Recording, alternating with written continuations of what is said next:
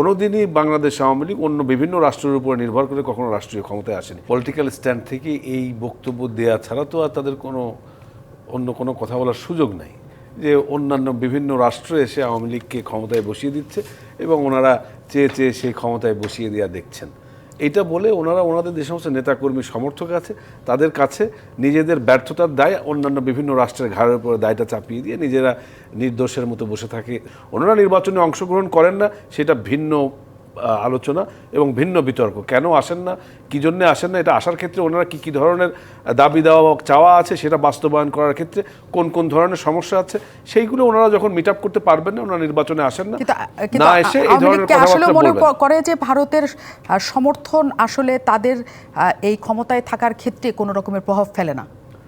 না, আমরা ভারতের সমর্থন কিংবা অন্যান্য বিভিন্ন দেশের রাষ্ট্রীয় সমর্থন সেইগুলো বাংলাদেশের নির্বাচন এবং রাষ্ট্রীয় ক্ষমতার ক্ষেত্রে অবশ্যই অন্যান্য যে সমস্ত রাজনৈতিক দলগুলো আছে তারা যেভাবে মনে করে যে ভারত সমর্থনের ফলেই আওয়ামী লীগ রাষ্ট্রীয় ক্ষমতায় আজকে দীর্ঘ 14-15 বছর যাবৎ টানা ক্ষমতায় বসে আছেন, ওনাদের এই ধারণা সম্পূর্ণভাবেই অমূলক।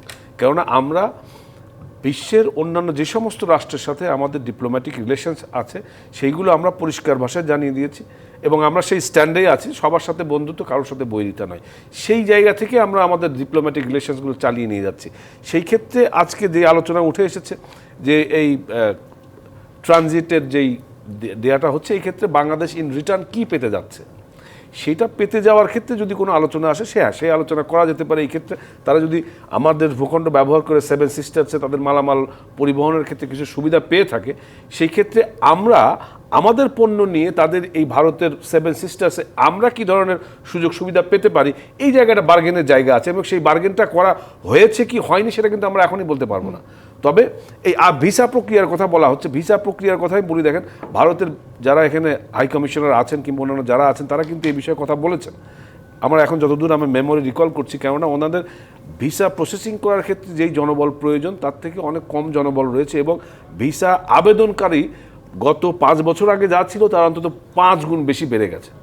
তো এই যে আপনার প্রসেসিংয়ের যে সমস্যা, এই সমস্যার কারণে ভিসা লাগবে কেন? অফকোর্স ভিসা লাগবে। এটা নেপালের তো ভিসা লাগে না ইন্ডিয়া যেতে। নেপালের সাথে তাদের যে সম্পর্ক, সেই আমাদের সম্পর্ক নেপালের চেয়েও খারাপ? Of course not. আপনি আলোচনাটা ওইদিকে নিয়ে না, আমরা তো সবচেয়ে আমরা জানি ঐতিহাসিক বন্ধু। না, নেপালের সাথে ভারতের যে অর্থনৈতিক সম্পর্ক, এই আলোচনার সাথে আপনি আলোচনা মেলাতে কখনোই পারবেন না। নেপালের সাথে ভারতের যদি ভিসা লাগে কিংবা না লাগে, এটা তাদের সাথে ওই দেশের সেই সম্পর্কের বিষয়ে কথা, এটা আমি বলতে পারবো না। আমাদের সাথে ভারতের যে সম্পর্ক, সেই সম্পর্কের ক্ষেত্রে অবশ্যই আমাদের পারস্পরিক দুই দেশের আমাদের যারা নাগরিকরা যদি আসা যাওয়া করতে চান অবশ্যই ভিসা ব্যবস্থা থাকতে হবে। কেননা এই ভিসা ব্যবস্থার উপরেই নির্ভর করছে আমাদের দেশের সাথতে অন্যান্য দেশের সার্বিক নিরাপত্তার প্রশ্ন। এই নিরাপত্তার প্রশ্নে শ্রীলঙ্কায় যেতে যে আমাদের ভিসা লাগে না, নেপাল ভুটান যেতে যে আমাদের ভিসা লাগে না, তারা কি নিরাপত্তাহীনতায় ভুগে আমাদের নিয়ে? আমাদের সাথে নেপাল ভুটানের আপনার যে বর্ডার, সেই বর্ডার আর ভারতের সাথে বর্ডারের ভিতরে অনেক পার্থক্য আছে। সেই পার্থক্যটা বিবেচনায় আপনি ভিসা ফ্রি কান্ট্রি করতে পারবেন না। এইটা যারা ভাবেন যে ভারত যেতে আমাদের কেন ভিসা লাগবে, এই ভাবনাতে যারা ভাবেন, এটা সম্পূর্ণ অমূলক ভাবনা। ভারতের নাগরিকদের আমাদের এখানে আসতে ভিসা লাগবে, আমাদেরকে যেতে ভিসা লাগবে। হ্যাঁ, সেই ভিসা গ্রহণের ক্ষেত্রে যে প্রসেস, সেই প্রসেসটা সহজ করার ক্ষেত্রে আমরা পারস্পরিক আলোচনা করতে পারি।